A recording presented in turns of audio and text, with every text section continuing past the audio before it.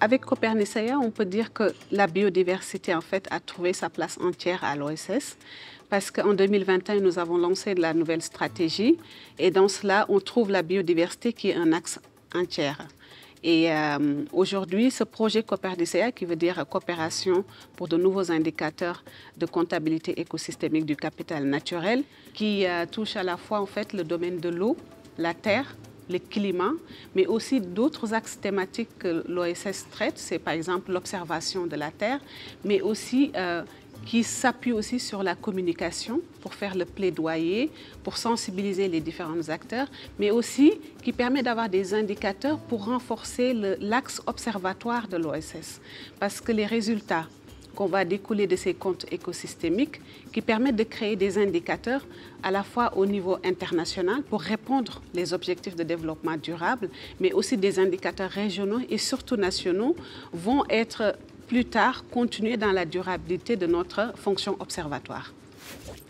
Alors, l'avenir de ce projet, ça commence déjà à se dessiner parce qu'aujourd'hui, avec la décennie de la restauration des écosystèmes qui a été lancée l'année dernière, le 5 juin 2021, tout le monde voit comment on valorise les écosystèmes. Donc, ça commence à devenir dans la conscience collective d'aller chercher les outils pour montrer la valorisation de nos écosystèmes. Qu'apportent les services écosystémiques dans le développement des pays africains? Aujourd'hui, si on développe la comptabilité écosystémique à l'échelle nationale, on va produire des indicateurs qui vont apporter une première réponse. Et avant même que le projet ait présenté ses premiers résultats, nous avons des demandes d'autres pays qui voient en fait cette intégration. Comme on l'a dit tout à l'heure, c'est un projet en fait d'intégration de plusieurs thématiques.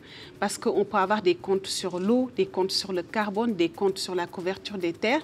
C'est quelque chose absolument nécessaire aujourd'hui pour les pays de pouvoir avoir des réponses collectives sur des demandes à l'échelle internationale. Donc je pense qu'aujourd'hui, si on arrive à avoir des résultats pertinents que les pays s'approprient, je vois très bien en fait l'extension de Copernicea vers d'autres pays. L'ouvrage que l'OSS a lancé pour marquer son 30e anniversaire, qui s'appelle en fait « Les écosystèmes africains entre dégradation et restauration », a été très bien accueilli par le public. Aujourd'hui, nos décideurs ont besoin d'avoir dans un seul document quelles sont les potentialités de l'Afrique. L'Observatoire du Sahara et du Sahel veut continuer en fait dans cette lancée-là pour aller se positionner sur ces questions d'actualité. Aujourd'hui, en fait, en Afrique, on parle beaucoup de la dégradation des terres, qui est un problème assez récurrent. Et je pense que le fait d'aller analyser ce problème-là en Afrique, quelles sont les causes, les conséquences de la dégradation des terres, c'est important et c'est la suite de ce processus. La CSN, c'est un outil dont les acteurs, les partenaires de l'OSS commencent à s'approprier. Il faudrait en fait qu'on simplifie le langage. Et c'est là où on a besoin en fait de la communication, de la sensibilisation. Alors, le guide, pourquoi le guide en fait autour de la CSN? C'est de montrer comment on élabore les comptes. Si on élabore des comptes, on a besoin des données, on a besoin en fait des thématiciens, on a besoin des types de logiciels, plusieurs ingrédients pour élaborer les comptes.